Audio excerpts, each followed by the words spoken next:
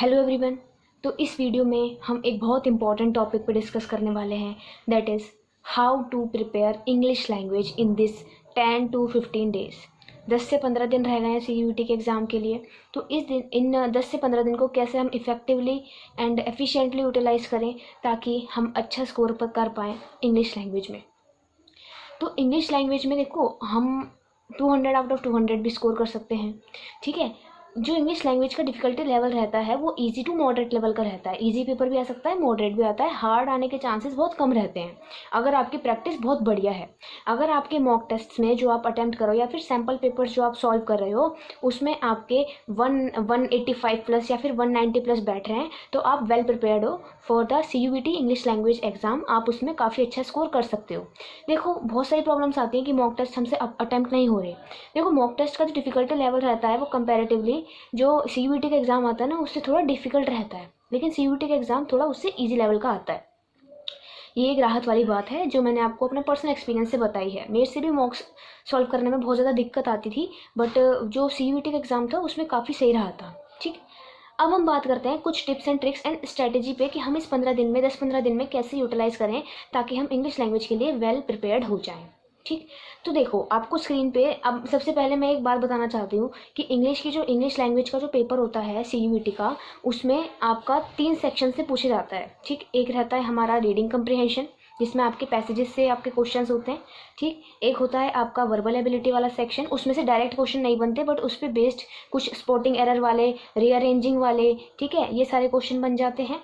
And आपका तीसरा रहता है वो कैप सेक्शन जो आपका मोस्ट इंपॉर्टेंट सेक्शन रहता है, जिसमें से आपका रीडिंग कम्प्रिहेंशन वाला पार्ट एंड ऑल्सो जो वन वर्ड वाले आते हैं, वन वर्ड सब्स्टिट्यूशन आता है, सिनोनिम एंटोनिम आते हैं, वर्ड मीनिंग्स आते हैं, वो भी आपके कंप्लीट हो जाते हैं। अभी आपको ये स्क्रीन पे क्वेश्चन टाइप शो हो रहा होगा जो CUET के एग्जाम में किस किस तरीके के किस टॉपिक से आपसे क्वेश्चन पूछे जाते हैं। ये आपका है, इसका स्क्रीनशॉट ले लो। अब इनको कैसे प्रिपेयर करना है वो मैं इसमें बताने वाली हूँ। ठीक है, इस वीडियो में वर्ड सब्स्टिट्यूशन को कैसे फॉलो कर सकते हैं, कैसे हम उसको किस सोर्स से करें ताकि हमारा अच्छा हो जाए। देखो, वन वर्ड सब्स्टिट्यूशन के लिए मैंने एक PDF अपलोड कर रखी है अपने टेलीग्राम चैनल पर, तो उसको जाके आप देखो। ठीक है, उसमें maximum possible one word substitution आपको मिल जाएंगे। ठीक है, उसके लिए मैंने वन शॉट PDF अपलोड कर रखी है, वहाँ पे जाके उसको लर्न कर लो। ठीक, अब बात रहती है कि हम स्पॉटिंग एरर्स वाले एंड रीअरेंजिंग वाले वो कैसे करेंगे। देखो, उसके लिए आपको थोड़े कंसेप्चुअल रहना पड़ेगा। उसके लिए आपको अपना वर्बल एबिलिटी सेक्शन को स्ट्रॉन्ग करना पड़ेगा, यानी ग्रामर सेक्शन को। एंड ग्रामर सेक्शन में आपको क्या क्या पढ़ना है वो भी आपको अभी स्क्रीन पे शो हो रहा होगा।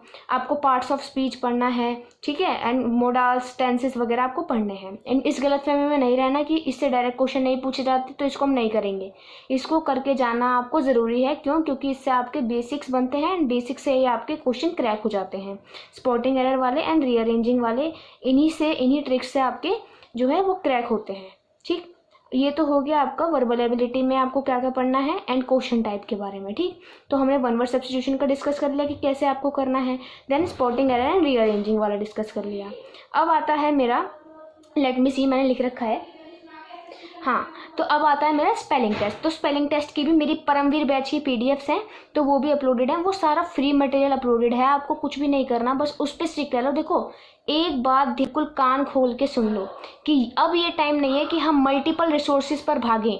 अब ये टाइम है कि आप सिर्फ एक रिसोर्सेज पे स्टिक रहो जो रिलायबल होना चाहिए, जो आपकी नॉलेज को ऐड करे एंड जो आपका CUET एग्जाम के लिए रिलायबल रहे। ठीक है, एंड वो मटेरियल आपको मेरे टेलीग्राम चैनल पर फ्री ऑफ कॉस्ट अपलोडेड है, वहाँ पे जाके उसको एक्सेस करो। स्पेलिंग टेस्ट की PDF भी अपलोडेड है। परमवीर बैच मैंने फ्री PDFs का मैंने लॉन्च करा था, जिसके अंतर्गत रोज़ मेरी PDFs अपलोड होती हैं। तो ये तो हो गया स्पॉटिंग एरर्स एंड सारे जो मैंने टॉपिक उस पर लिखे थे वो सारे टैकल हो गए। ठीक है, अब क्या बचता है वो देख लेते हैं। अब आता है मेरा एनालॉजीज वाला region. Analogies and poetic devices. देखो, एनालॉजीज जो सेक्शन रहता है वो मेरा जनरल टेस्ट में भी आता है एंड इंग्लिश लैंग्वेज में भी पूछ लिया जाता है। तो उसकी जो वो आपको कैसे करना है, उसकी PDFs भी मेरी अपलोडेड है, उसको जाके करो। ठीक है, और अगर मेरी नहीं करनी तो किसी और की भी करो, बट करना ज़रूर, बहुत इंपॉर्टेंट टॉपिक है। ठीक है, तो एनालॉजीज के लिए मेरी एक वीडियो भी अपलोडेड है, उसमें मैंने सारे कंसेप्ट को क्लियर करा है, तो वो भी देख लेना। ठीक, पोएटिक डिवाइसेस एक ऐसा टॉपिक है, आपको उसमें से 5 से 6 जरूर क्वेश्चन देखने को मिलेंगे। 5 से 6 जो वो क्वेश्चन देखने को मिलेंगे, आपको उनको ज़रूर करना है। ठीक। तो उसके लिए आपको poetic devices is the vast topic, तो उसके लिए आपको स्पेसिफिक मटेरियल पे फॉलो करना है। मैंने वीडियो डाल रखी है, उसको जाके देखो, उसके हैंड रिटन नोट्स मेरे अपलोडेड हैं, उनको पढ़ लो आराम से। पोएटिक डिवाइसेस आपके बिल्कुल क्रैक हो जाएंगे उसको पढ़ के, ठीक। 10 से 15 पोएटिक डिवाइसेस आपको करने होते हैं जो आपका स्पेसिफिकली पूछे जाते हैं, ठीक है। एंड वो सारे ही मैंने कवर कर लिए हैं एंड उसके क्वेश्चन वाली PDF भी अपलोडेड है, तो उसको जाके टेलीग्राम ग्रुप को जल्दी से ज्वाइन कर लो, काफ़ी हेल्पफुल रहेगा आपके लिए। काफ़ी मटेरियल अपलोडेड है एंड कंसाइज है, ठीक। तो उसके लिए आप काफ़ी अच्छे से प्रिपेयर कर पाओगे, ठीक है। अब आता है हमारा, ये तो रहा मेरा कि किस टाइप का क्वेश्चन टाइप जो है पूछा जाता है इंग्लिश लैंग्वेज में। अब थोड़ा मोटिवेशन दे देते हैं प्रेपरेशन के लिए क्या करना है। देखो, आपने कहीं से भी एक टॉपिक करा, थोड़ी टिप्स वगैरह के बारे में बात करते हैं। कहीं से भी आपने एक टॉपिक करा, उसके क्वेश्चन लगा लिए, वो टॉपिक वहीं पे ख़त्म हो गया, ठीक। ऐसे ही आपको हर एक टॉपिक के लिए जाना है, लेकिन एक रीडिंग कम्प्रीहेंशन जिसमें आपको पैसेजेस सॉल्व करना है, एक वोकैब सेक्शन, ये जो 2 सेक्शन है वो आपके डेली चलेंगे, ठीक है। डेली वोकैब में आपको 10 word meanings and idioms and phrases 10 याद करने हैं एंड आपका मिनिमम 2 पैसेजेस आपको बहुत आराम से हैं, बहुत अच्छे से हो जाएंगे आपके 2 पैसेजेस एंड आप इसमें पैसेजेस में स्ट्रॉन्ग हो जाओगे अगर आप डेली उसको सॉल्व करोगे तो। अब CUET के एग्ज़ाम में जब आपको इंग्लिश लैंग्वेज का एग्ज़ाम आता है तो उसमें आपको सबसे पहले क्या चीज़ करनी है।